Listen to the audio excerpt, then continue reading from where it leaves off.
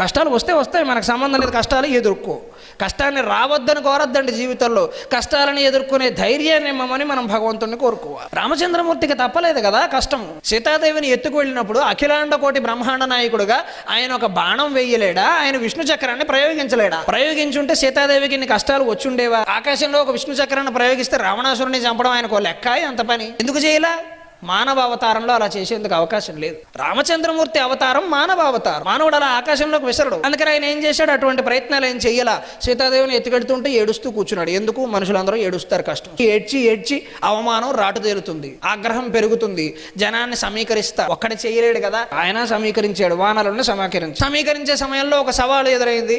సుగ్రీవుడు వారి దెబ్బలాడుకుంటున్నారు, ఒకరిని తెగ్గొట్టాలి తప్పదు. సరే మాట ఇచ్చాడు, దానికి నిలబడ్డాడు. వ్యూహం పన్నాడు, ఏదో పథకం వేయాలి, చేశాడు. మార్గం నడిపించాడు, అందరినీ ప్రయాణం చేయించాడు, యుద్ధం చేయాలి, చేశాడు.